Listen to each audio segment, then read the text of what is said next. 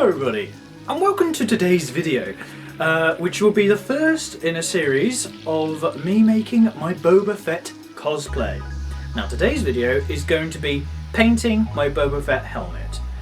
Now I'm not going to go over how I built the helmet, because this is actually from the same patterns and the same video by Punish Props, who are absolutely fantastic foam makers and will make a much better video on how to make a Boba Fett helmet than I ever can.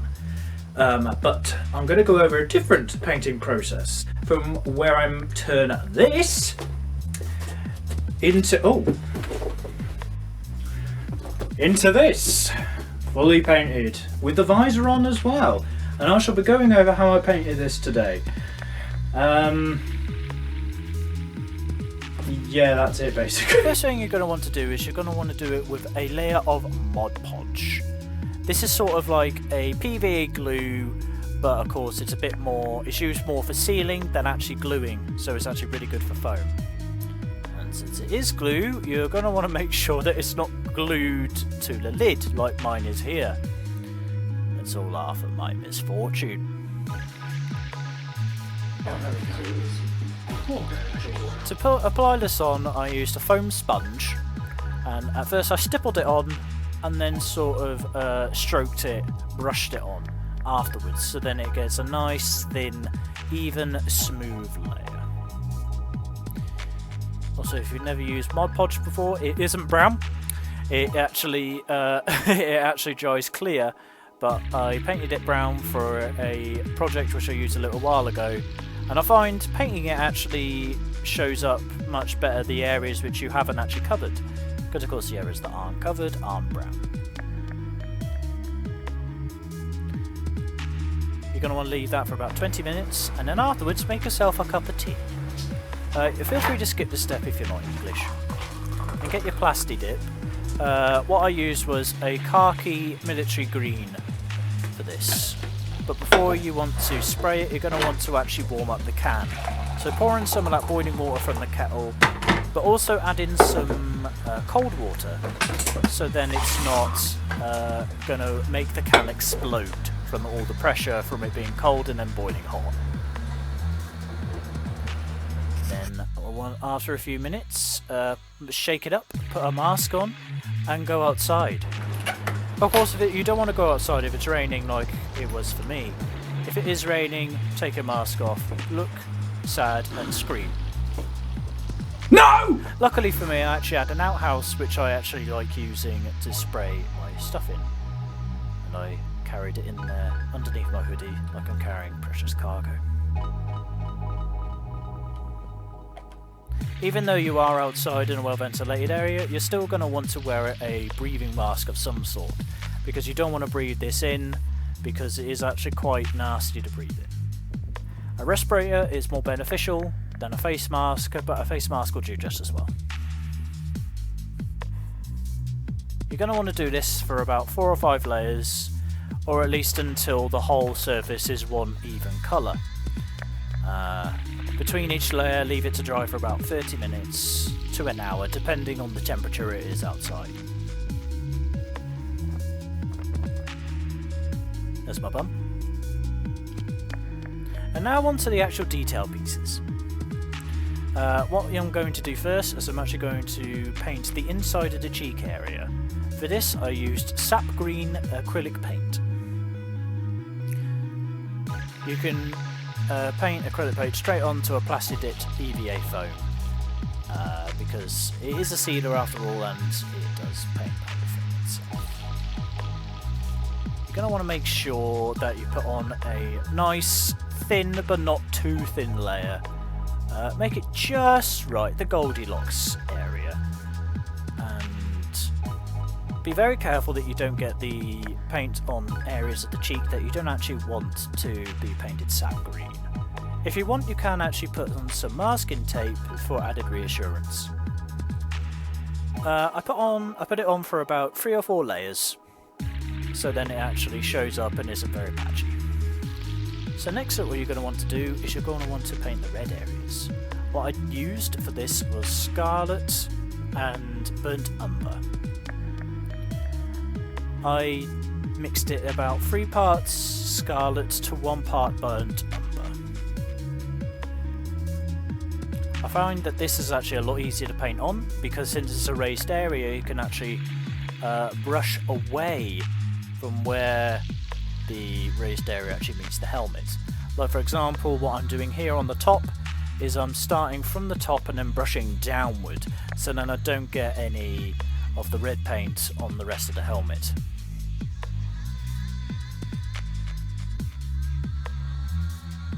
Paint on the inside of the cheek areas, because then it will be one even colour. Do this for the front, then do it for the raised area around the helmet, and of course where the side pieces actually sit flat, just like that. Now I'm going to paint the side piece with some yellow ochre and burnt umber. I only used a tiny little bit of burnt umber, as it was actually quite a yellow piece on the reference photos which I saw. There are areas of this which are silver, but I decided to just paint it all one colour first. You're going to want to add about 5 or 6 layers for that, because yellow is a lot lighter than the green. But even with the burnt umber mixed in, I decided to actually dry brush some brown on. The tip to dry brushing is cover your paintbrush in the paint and brush off as much as you can, and then just brush on the last little remnants of paint that you've got, so then it will actually have a nice dirty effect on here and actually make it look a bit darker.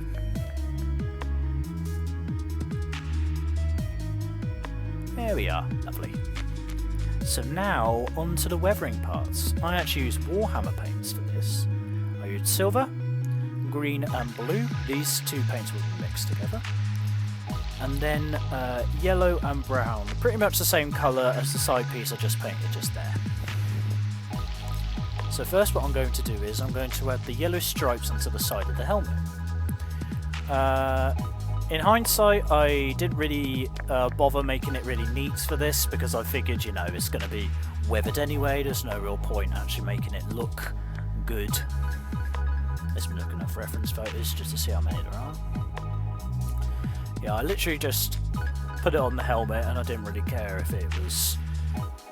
if the spacing was correct or not. In hindsight, I really should have Punished Props' video. They actually used masking tape pattern for this, but I didn't bother. Yeah. And then for the silver areas, I've actually gone already and painted it with a base black. But first I'm going to add the little horseshoe shape on the side piece first. For that, because there is actually a horseshoe thing on there. The reason I painted all those areas black is because I'm actually going to dry brush some silver on, just like I did with the side piece, except instead of brown, I'm going to use silver. You could just paint it all silver, you don't have to bother with the black, but I find that making it look more weathered will make it look more natural. And of course, that's the beautiful thing about Star Wars, is nothing in Star Wars is new.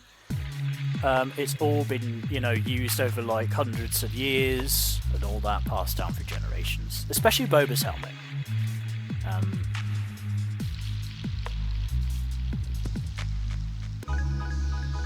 You see there, I'm just brushing it on very, very haphazardly. And now on to the actual weathering of the full helmet. For this I actually mixed the green and the blue paints together. I started with the dent, because that's, you know, the focus point of the helmet. And then I started onto the red areas. At first this does look a little bit like you've just ruined your beautiful paint job, but after a while, once you've actually put a decent amount of this on, it will start to look a bit better. Now the reason I mixed some green and blue paint together is because in the original test fitting video, back when Boba's armour was white, the costume designer said he wanted to add some green and blue to the actual costume, and so I kind of did that as a little homage to the original costume designer by adding a bit more blue to the green paint. The reason I'm doing it like this is just like Bill Duran did in Punished Props, is so then it adds a few more layers to it. Don't worry, I know that the back isn't painted yet. I actually completely forgot to. There we go. No worries. No worries. I forget that I said anything. Yeah, I find that the actual bottom panel of the helmet actually is quite a bit weathered from the reference photos which I saw. I did use reference photos to see the weathering, so then to see if it's really film accurate. You don't have to do this. It is your helmet after all. Now onto the silver areas. At first I used a big brush to apply some of the silver areas to it, and then when the silver paint actually started to get a bit more dry on the brush, I then just dry brushed some silver onto the edges just like I am here. Especially around the face area, putting it, dry brushing it onto the edges makes it look like there's actually metal underneath, which I found added some more to realism.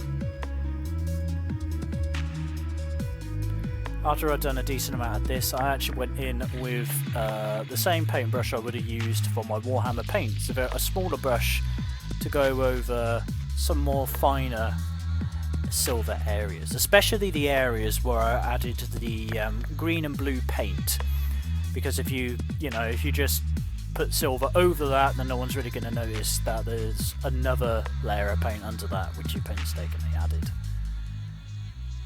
And so once that's done, it took me about half an hour to do, roughly about half an hour to do all the weathering to it. It doesn't take that long at all. I find especially weathering, it doesn't take that long because you're not being as neat with it, you're being a bit more reckless. You are reckless, as Yoda would say. And now I'm on to the final step, which is gluing the visor on. Just like with Punishbox Video, I used a welding face shield for the actual visor, and what I did was I glued the top of it first, so then it gets the right curve onto the actual helmet, and then I glued the side pieces on. I started with the left because the right wasn't shaped properly, so I found when the left one was on I could actually then line up the right one, then it would be nice and symmetrical.